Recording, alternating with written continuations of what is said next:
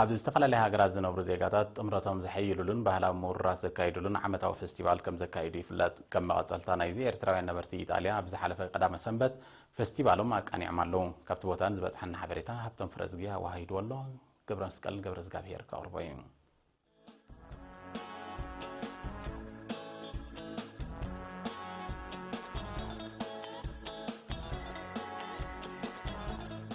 ዓመታዊ ፌስቲቫል ኤርትራውያን ነበርቲ ኢጣልያ ብ8 9 ጥቅምቲ ኣብ ከተማ ሮማ ብክብ ዝበለ ድምቀትን ውዕዉዕ ሃገራዊ መንፈስን ተኻይዱ።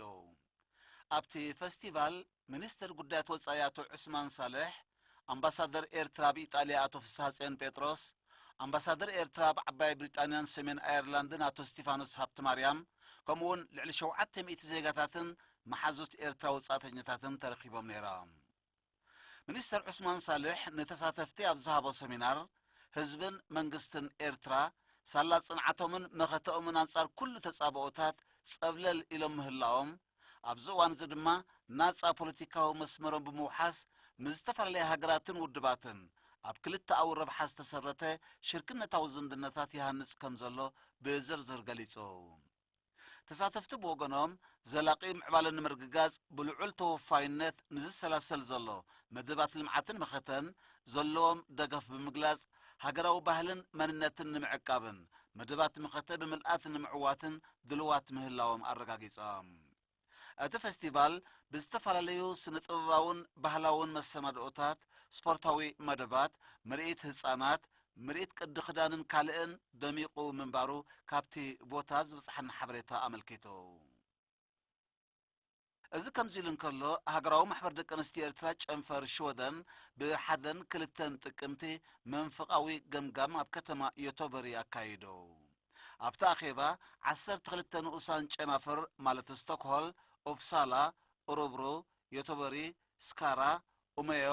ዮንሾፒንግ፣ ሉንድ፣ ማልሞ፣ ሄስልሆልም፣ ስሞላንድን ፍሌንን ጸብጻብ ስርሕን ከቅርባን ከለዋ ኣብ ጥዕናዊ መዳይ ዘተኮረ ኣስተምህሮ ከም ዝተዋህበውን ተፈሊጡ።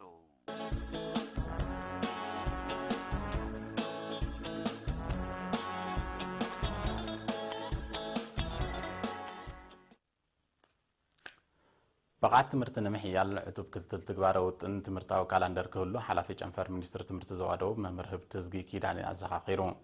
بشمونت تكمتي أبي كتما من دفرة أبستخاي دركب ممرهب تزجي نايلو محمد مسرح ممهارن مستمهارن بعوت نمسل سال سلوساو زمدنا كدم فعنا أكلات وهدة كإزان تسويعون مسرح مزجبا قديم متصفافون ممهران بوانو مبوت أسرح مركبو من نايلو محمد تمرتي بتصبوك جمرو كابزخالو رقاحيتات مقانم تغيسو دما نزبلت أكاديمية وتصيت ممهران تعرتاتهم كحيلو تثبيت كم زجبر لما جنزيبون أبتا غيبان سبورتاون بحلون نتفتات مهارون نعوز قلقل قرباتن كمون تجنات تحت قرصيا بيت تمرتز ملكات جم تقايدون نفتح زحجو زي حسابات قريبة من تساتفتا موداتا باستفل عليه بحراي حركات عنوات زوردو تحت قرصيا بيت تمرتي قلت في متعرايك جبر له تلابيوم وانا دايركتور كفلي محبر أقول جلو زوادو باتو فرانكو كبابا بزسمعوا معصو قال بقعت تمرتنا ممحياش أبز جبر تعاري من محداراون كماون تصادفوا وسان سلازخونه بهودة كسر حلو الزخاخيرون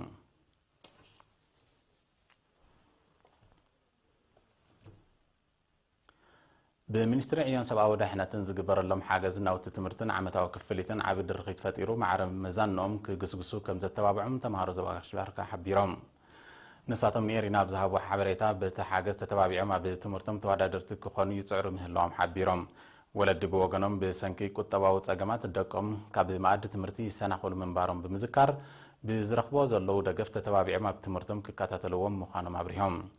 نتمهارو زغبر حاجز اكل نايت منغستي دحنا زيغاتاتن محاز زغبرو دغف مخانز داسه حلافي چنفر منستر عيون سباو دحنتن ابزو واغاش باركا اتو ايب كيدانه لو معمت ابتي زوبا ن600 سوسان صقمات تمهارو نعمت زمرهم ناوت تمرتي ن200 كابوم دما بتوسخن ديفيزان موكس مصحفتن زوعل 100 شحن عفا كم توهب ابريهم اتو يوب بتوسخي كنتاتهم حاجز تغبر لهم تمهارو نمكتال مس ولدن ممهرانن قصال ركبات كم زكايدو ارديهم بتمساساليا بكتما فعبت نسوساد صقمات تمهارو نعمت كم رمزغل ناوت تمرتي بحاجز كم توهبه وكيل ايرين حبيرون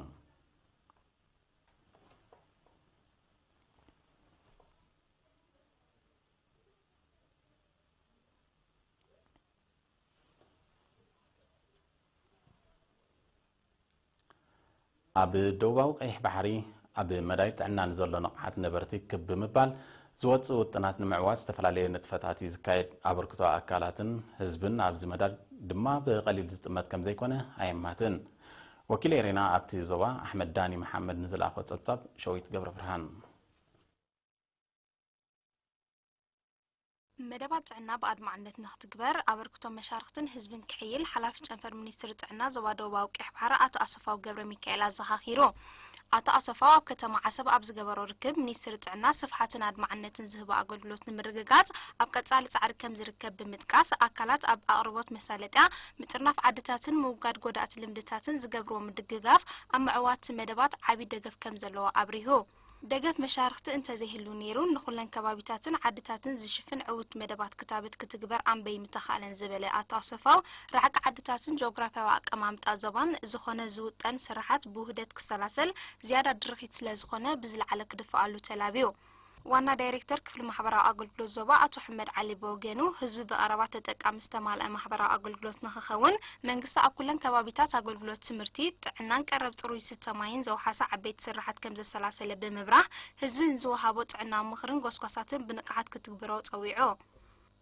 ተሳተፍቲ ብወገኖም ኣብ መዳይ ጥዕና ተረጋጊጹ ዘሎ ዕቤት ዝያዳ ንኽብርኽ ምትሕባሮም ብዝለዓለ ከም ዝቕጽልዎ ኣረጋጊጾም